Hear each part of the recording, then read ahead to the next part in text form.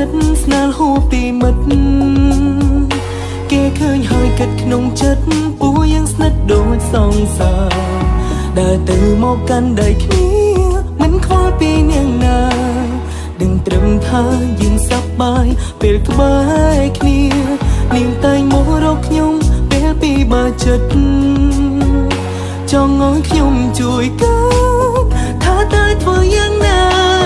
តែថ្ងៃនេះមិនដូចរាល់ដងនាងពីភាសារឿងស្នេហានាងបានប្រាប់ខ្ញុំថានាងស្រឡាញ់គេម្នាក់ហើយខ្ញុំប្រឹងធ្វើសើចទាំងដឹងក្នុងចិត្តថានឹងបាត់បង់អ្វីម្យ៉ាងខ្ញុំអាចនិយាយបានថាវាពិតសំខាន់មានដឹងទេថាមិនយ៉ាងនេះមានកូនចិនលួយត្រច័ន្ទខ្លាចដីដែលធ្លាប់កាន់ប្រគល់ឲ្យប្រម្នាក់ផ្សេងដឹងក្រុមឆ្មានឹងថាដឹងជាមិនបានមានចិនលួយប្រចានសុំតុងដែលដើរហួរដែនខិនថាណាត្រឹមមិត្តភក្តិមានរឿងយ៉ាងដែលខ្ញុំសង្ស័យថាខ្ញុំក៏ស្រឡាញ់មនុស្សម្នាក់គេនោះជាមិត្តភក្តិចិនស្និទ្ធរបស់ខ្ញុំ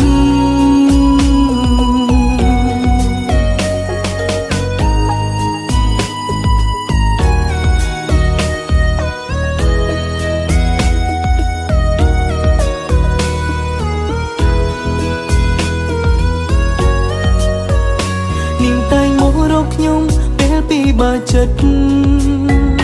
ចង់ឲ្យខ្ញុំជួយកើតថាតើធ្វើយ៉ាងណា